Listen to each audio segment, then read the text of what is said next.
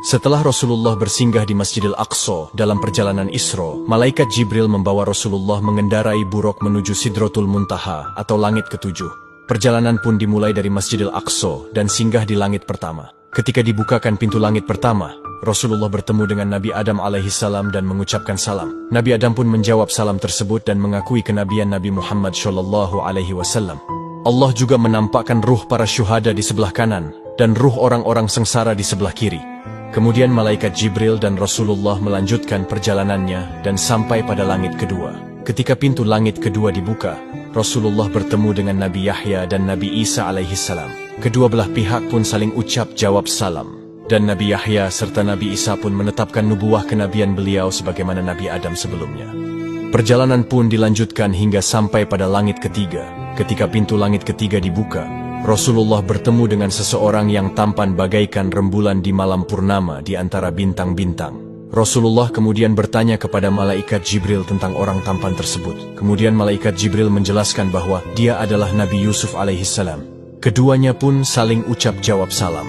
Dan Nabi Yusuf alaihissalam mendoakan kebaikan serta menetapkan nubuah kenabian beliau sebagaimana nabi-nabi sebelumnya.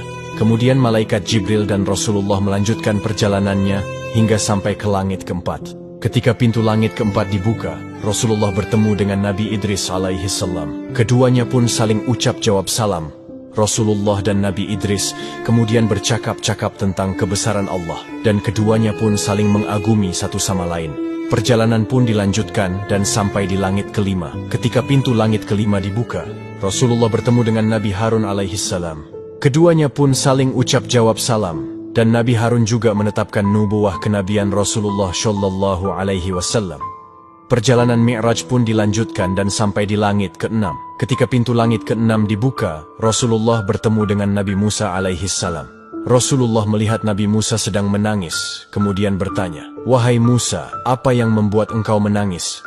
Kemudian Nabi Musa menjawab, "Aku menangis karena ada orang yang lebih muda diutus setelahku, tetapi umatnya lebih banyak yang masuk surga daripada umatku." Hal itu bukan dikarenakan Nabi Musa iri dengan Nabi Muhammad, melainkan karena merasa menyesal mengapa umatnya dahulu banyak melanggar perintah Allah Subhanahu wa Ta'ala. Lalu kemudian perjalanan Mi'raj pun dilanjutkan menuju langit ketujuh. Ketika pintu langit ketujuh dibuka, Rasulullah bertemu dengan Nabi Ibrahim alaihissalam. Malaikat Jibril kemudian berkata, "Wahai Muhammad, ini adalah ayahmu, ucapkanlah salam kepadanya." Rasulullah kemudian mengucapkan salam kepada Nabi Ibrahim, yang saat itu punggungnya sedang bersandar di Baitul Ma'mur. Nabi Ibrahim kemudian menjawab salam Rasulullah serta menyambut, "Selamat datang anak yang soleh dan Nabi yang soleh." Kemudian Nabi Ibrahim berpesan kepada Nabi Muhammad, "Wahai Muhammad, perintahkanlah kepada umatmu supaya perbanyak menanam pohon surga, karena sesungguhnya tanah surga sangat luas dan subur." Rasulullah kemudian bertanya, "Apakah pohon surga itu?" Pohon surga itu ialah kalimat la haula wala quwata illa billah.